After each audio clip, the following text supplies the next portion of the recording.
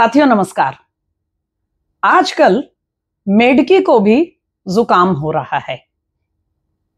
हम बात कर रहे हैं बांग्लादेश के इंटरिम एडमिनिस्ट्रेशन के चीफ एडवाइजर मोहम्मद यूनुस की।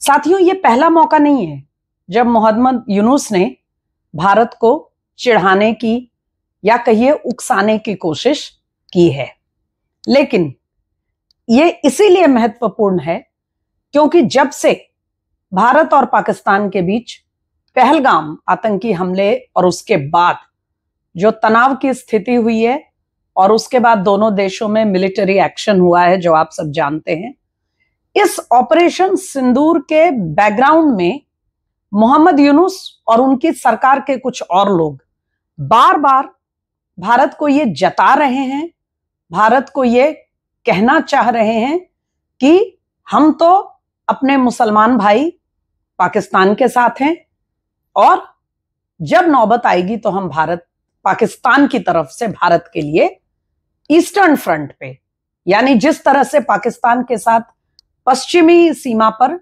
हम परेशानी में हैं, तनाव है, ऐसी ही परेशानी वो हमारे लिए पूर्वी बॉर्डर पे यानी ईस्टर्न बॉर्डर पर पैदा करेंगे। मकसद बहुत साफ है साथियों कि वो दिखाना चाहते हैं कि एक मुस्लिम ब्रदरहुड, एक कौम की सॉलिडारिटी है और वो दोनों ही भारत को हिंदू बहुल देश होने के चलते अपना दुश्मन मानते हैं। ये उसी टू नेशन थ्योरी को आगे बढ़ाने की कोशिश है जिसको लेकर जनरल आसिम मुनीर ने बहुत बड़े बड़े बातें कही और भारत और पाकिस्तान के साथ जो हुआ और पाकिस्तान की ऑपरेशन सिंदूर में जो पिटाई भारत ने की है वो सब उसी वहां से शुरुआत हुई थी। लेकिन अभी भी मोहम्मद यूनुस कुछ मुगालते में है। शायद हो सकता है अमेरिका का परोक्ष समर्थन जो उनको मिला हुआ है और कुछ इस्लामिक देशों के आपसी सहयोग की उम्मीद में वो इस तरह से भारत को बार बार उकसाने वाले बयान दे रहे हैं। लेकिन जैसा मैंने पहले कहा, मेडकी को भी जुकाम हो रहा है। कहीं ऐसा ना हो कि मोहम्मद यूनुस अपनी औकात से बहुत आगे जाकर बात करने लगे। फिलहाल उनका जो बयान सुर्खियों में है वो फिर एक बार भारत के पूर्वोत्तर यानी नॉर्थ ईस्ट को लेकर है। क्या कहा यूनुस ने? उन्होंने बांग्लादेश और उसके आसपास के पड़ोस के जो कुछ देश हैं जैसे चीन, म्यांमार, इस तरह से कुछ देशों के आपसी सहयोग की बात वो दरअसल कर रहे थे।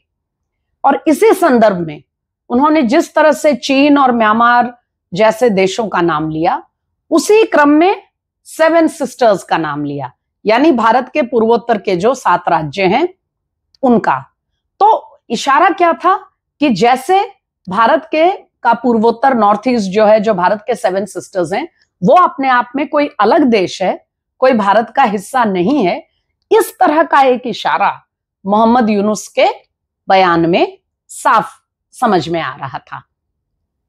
इससे पहले भी मोहम्मद यूनुस चाइना में कार्यक्रम में गए थे तो क्या कहकर आए कि भारत का नॉर्थ ईस्ट जो है वो तो पूरी तरह लैंडलॉक्ड है, यानी उसके पास अपना कोई समुद्री वो सपोर्ट नहीं है, कोई पोर्ट नहीं है, बंदरगाह नहीं है, तो हम जो है उसको बांग्लादेश के समंदर से, बंदरगाह से जोड़ करके और उसके विकास की बात करना चाहते हैं। अब आप समझिए कि इसमें इसके निहितार्थ इस बयान के कितने खतरनाक हैं। वो सीधे सीधे भारत के पूर्वोत्तर को, नॉर्थ ईस्ट को भारत से काटकर और बांग्लादेश में मिलाने की एक बात जो है, ये डॉक्ट्रिन आगे बढ़ाने की कोशिश मोहम्मद यूनुस कर रहे थे। फिर उन्होंने ऐसा ही एक बयान अब दे दिया है। इस बीच में हमें नहीं भूलना चाहिए साथियों कि ऑपरेशन सिंदूर के दौरान और उससे पहले भी, पहलगाम हमले के तुरंत बाद, मोहम्मद यूनुस की सरकार के कम से कम 2 वरिष्ठ सदस्य जो उनके एडवाइजर्स हैं, उन्होंने कहा था कि अगर भारत ने पहलगाम को लेकर के पाकिस्तान पर किसी तरह का कोई मिलिट्री एक्शन किया तो अगर ऐसा हुआ तो तत्काल हम भी यहां से भारत पर चढ़ाई करेंगे। क्या चढ़ाई करेंगे ये तो आप लोगों ने देख लिया होगा, लेकिन बयान देने में उन्होंने देरी नहीं की। ठीक ऐसा ही एक और बयान पाकिस्तान के समर्थन और भारत पर हमला करने का उनके एक दूसरे मंत्री ने भी दिया। तो ये लगातार क्रम चल रहा है।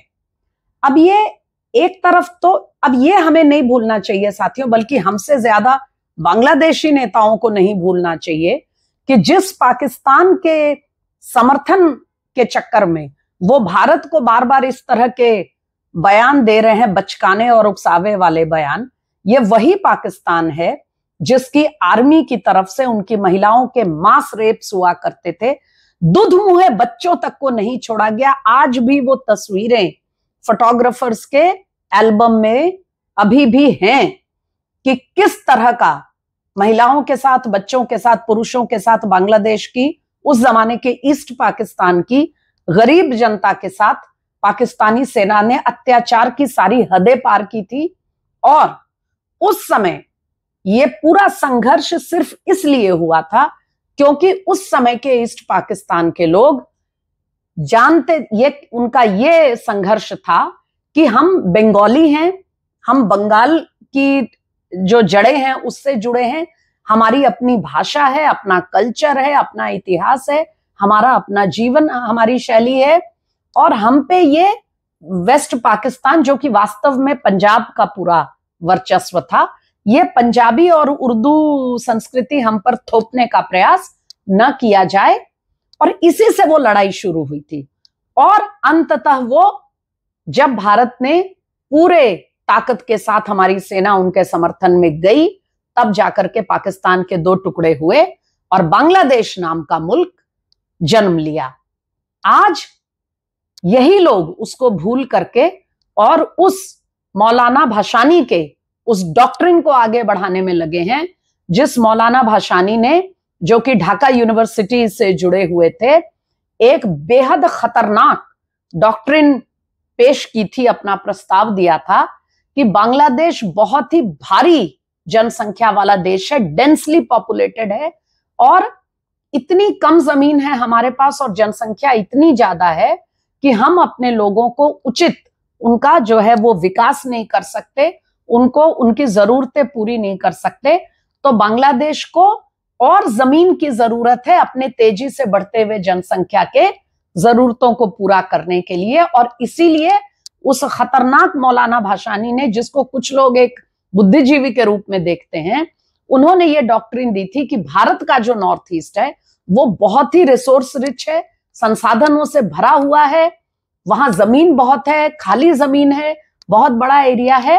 तो हमें इस नीति पर काम करना चाहिए कि बांग्लादेश और भारत के नॉर्थ ईस्ट को मिला लेना चाहिए, ताकि हमारे बांग्लादेश की तेजी से बढ़ती जनसंख्या जो है वो उसको एक विकास करने के लिए, पनपने के लिए एक बहुत बड़ा इलाका मिल जाए। तो ये जो मौलाना भाषानी का डॉक्ट्रिन था, जिसको एक फितूर, एक पागलपन के रूप में उस जमाने में देखा गया था, आज ऐसा लगता है कि दुनिया भर में एक बेहद सौम्य और गरीबों के कल्याण की बात सोचने वाले एक प्रोग्रेसिव व्यक्ति की जो एक छवि मोहम्मद यूनुस ने बना रखी है, दरअसल वो अपनी इस छवि की आड़ में उसी मौलाना भाषानी के जो डॉक्ट्रिन है उसको आगे बढ़ाना चाह रहे हैं। और इसीलिए हर हफ्ते 10 दिन के बाद वो भारत के नॉर्थ ईस्ट पर कोई ना कोई बेहद खतरनाक और उकसाने वाला बयान देते हैं। किसी पाकिस्तान के भरोसे में ना रहे मोहम्मद यूनुस, और इसीलिए उनके नेता सिर्फ धमकी देते रह गए। जिस तरह पाकिस्तान पिटा है, अगर पाकिस्तान का ये हाल हो सकता है 3 दिन में, तो बांग्लादेश के लोग, ये जो मेडकी को जुकाम हो रहा है, ये पहले सोच ले फिर बात करें। हम चाहेंगे आप में से जो जानकार हैं इस मुद्दे को लेकर, वो अपने विचार हमसे साझा करें और हमें बताएं कि इस पर आप क्या सोचते हैं। आज का ये अड्डा जल्दी विराम दे रही हूं। बहुत जल्द हम और किसी महत्वपूर्ण ज्वलंत विषय को लेकर फिर अड्डा पर लौटेंगे। हमें सब्सक्राइब करिए और हमारे अड्डा पर आते रहिए। जय हिंद।